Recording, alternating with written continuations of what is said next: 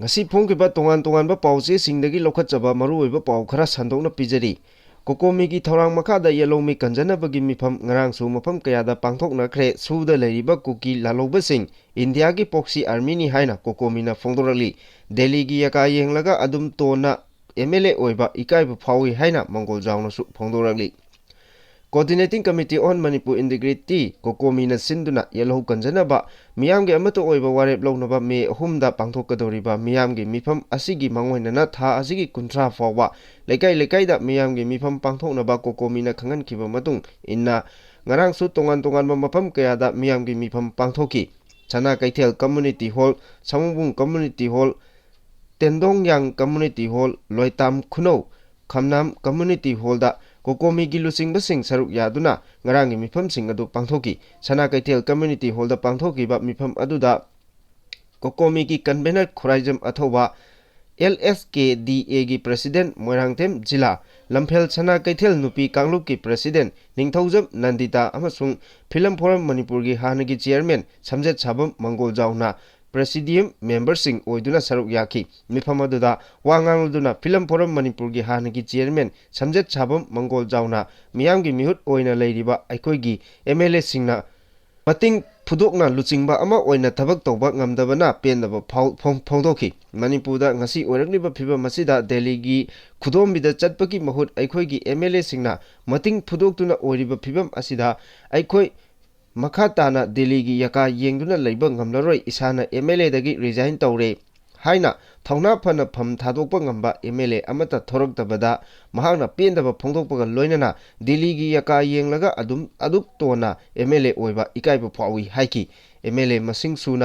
suna popular government ama semba ngamdaba asina miyam iramdam asi kanjanabagi yellow proof kanjanabagi kholaw lawgadaba adusu MLA sing asi leibana mangam chanba ngamdre maramdi makhoi leina miyamna lawba haibasi huina khonggadabada gathana khongba oina tagani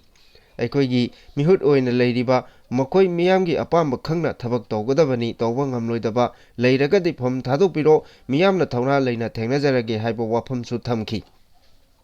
mifam aduda wangang kiba kokomi gi convener khuraijam athobana phongdokibada kuki khulai paiba sing asi India lenga ki tampaki laloba singi mayokta Counter-insurgency operation da sizinanaba proxy army amani haiba wafam thamki mahana makha taraduna maitei singna nongmada kuki singda lan hounaba makhoigi mathakta hingsagi thodok chathanaba wakhan khankiba leidri kumjali singama chamapan yangkhai gi Paringda Myanmar dagi changchilakpa refugee ama oina lehenduna kuki sing Manipur da police officer kaya ama oiduna lakli bureaucrat officer ama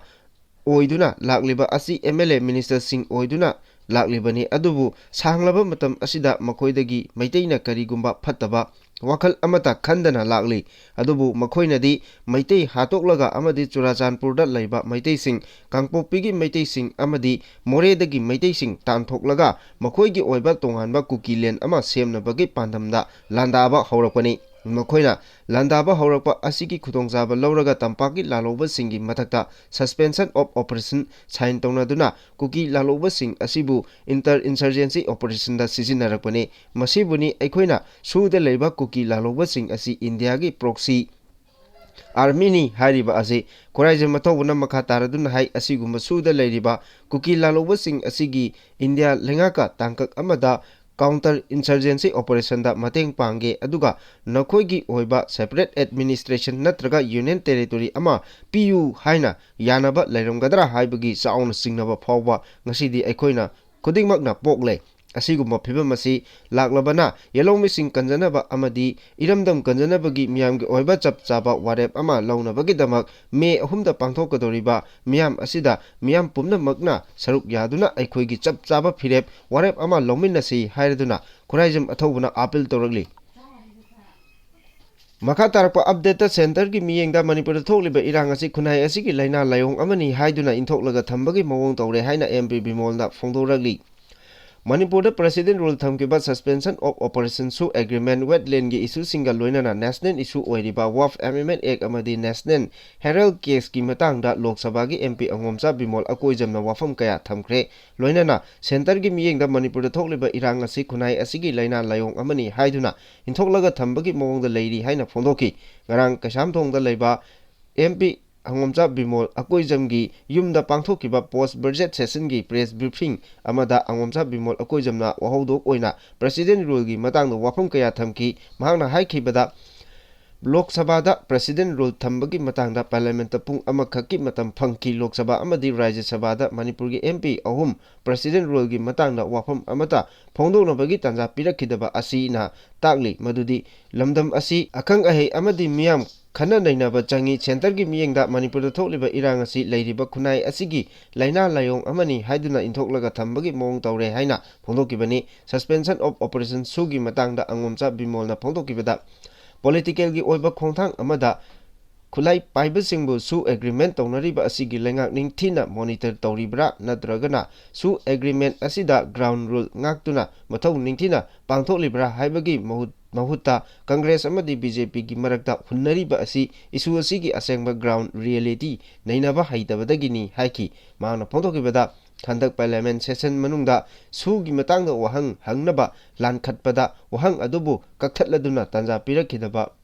matamda lamdam asigi akhang aheisingna khana nainakiba yaubra hainasu hanglakhi Makha tarakpa pawda Priyalaxmi gi misi gi matangda JAC semduna achumba wail phangalu haina Manipur gi governor da amadi India lengakta appeal tawrakli Bisnupur district ki manung chanma leiba ngaikhong sipai maning lekai da leibi hojikna Delhi da private company amada thabak tawduna leibi khangenbam Priyalaxmi sahi kun apokpa jadumani ngarang ayuk Delhi da chingnaningai oiba mawongda siduna leiramba thodoki matangda ngaikhong sipai gi miyamna ngarang mifam ama pangthokre loinana JAC against the brutal killing of the KS Piba at Delhi haiba JAC asi semkhibane JAC asina sinduna ngarang ngaikhong sipai da pangthokpa pawgi mifam amada JAC gi convener takhelambam surjitna Priyalaxmi gi misi asigi matangda achumba langla langjin puthokuna athuba matamda achumba wail phangalu haina Manipur gi governor amadi India lengakta appeal tawrakli JAC gi co-convener Nongmei Bisrupna phongdokibada Priyalaxmi misi gi matangda achum aran khangdana fataba tabada nungaitaba comment kaya ama social media da upload tawnariba asi tawbiganu aikoi isana isabu khongda thangna yansinjabaga chap manai social media da thagatkiba comment sing Louthokpiyu madu Ntrabadi logi mateng loduna social media da comment thagatpa singi matakta action loragani laikidrabi Priyalaxmi gi mapanthau khangenbam sanajawbona phongdokibada Priyalaxmi yamna khongul tabi haiba inbi imungi leita laira khangbi machanupini sel tanaba chatkhibani mahak miyamna pamdaba Aranba thabak tawramgani thajade aduga mahakna dalaldagi chongthaduna suicide tawba oiramgani mahaki makhong makut atek akai yauromgadabani tawlomgadabani madu natana amot akai marakta atek akai yaudana siramliba asi chingnaningai oiba amani haiki amoromda Laikidrabi Priyalaxmi gi thawai yaudraba hakchang ngarang Delhi dagi aeroplane da puroktuna Imphal International Airport ta thongkre thawai yaudraba hakchang adu mikap mirau kholga loinana imung manunggi miyoising JAC gi miyoising amadi miyoi chak kayana airport ta oktuna aroiba mathong mangam pangthoknabagi damakta masagi pongnafam lamdam ngaikhong sipaida pukre Makha tarakpa pawda combined force na hairoki mafam amadagi KCP PWG gi lanmi taret khulai kayamarumga loinana phagatkre aina thingkraba Manipur gi lalolup ama oireba KCP PWG gi miyoi taret khulai ga konana Thawal district ki hairo police station gi manung chanba YBS club ki manakta leiba SDC office tagi ngarang ayuk anganba pung 2 minute kunrom taba matamda Thawal district ki police ki QRT 109 69 66 amadi 86 suba CRPF battalion gi platoon RAF ki 99A company gi apunba khutpu amana thiba humbagi thabak chathabada phagatpa ngamle hairi police ki paw asina hai ngarang ayu khulai ga konana phagalaba KCP PWG gi myoising adudi Waikhom Tinku sahi kunipan apokpa Waikhom Ranjit Imphal East District Porompat MD Diwas Elias Part apokpa MD Rafik Nongadadagi angom Bobby Elias Wataba Sahi Kuntra Humdoi Apopa angom Imo Thongjudagi Ningthojam Chawba Elias Hingjaba Sahi Kuntra Nipal Apopa Ningthojam Kulabidhu Thobal Lesang Themdagi Lesang Them Tomba Elias Thabal Apopa El Das Thobal District ki Phaudial Moirang Purialdagi MD Riauzdin Elias Kham Chainipu Manga Apopa M di ito amadi chahi tara mga kaktangai riba juvenile amasu yauki hari phagalaba polom sing asidagi combined team na magazine ga konaba incharge rifle LMG ama magazine ga konaba incharge rifle ani magazine ga konaba carbine ama magazine ga konaba MA ahum MK 11 rifle ama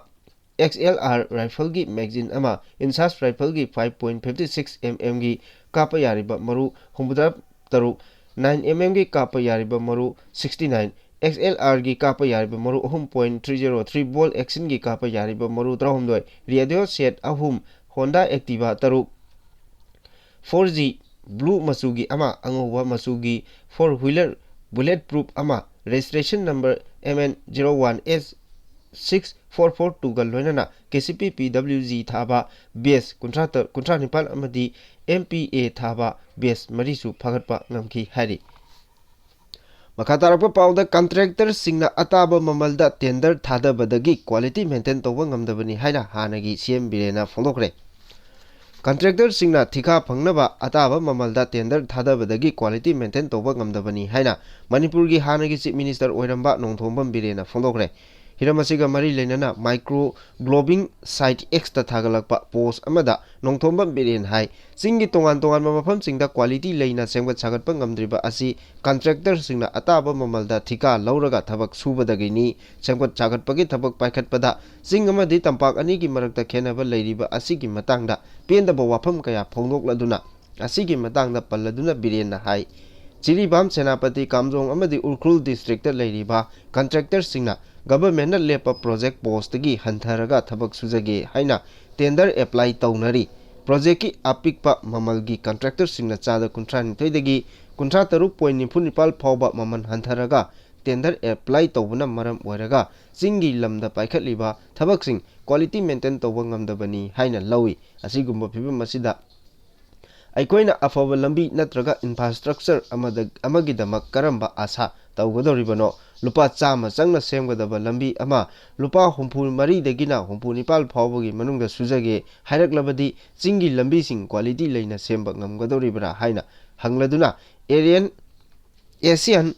Infrastructure Invest Bank na thingkiba thabak amagi matangdasu mahaki post aduda tap tori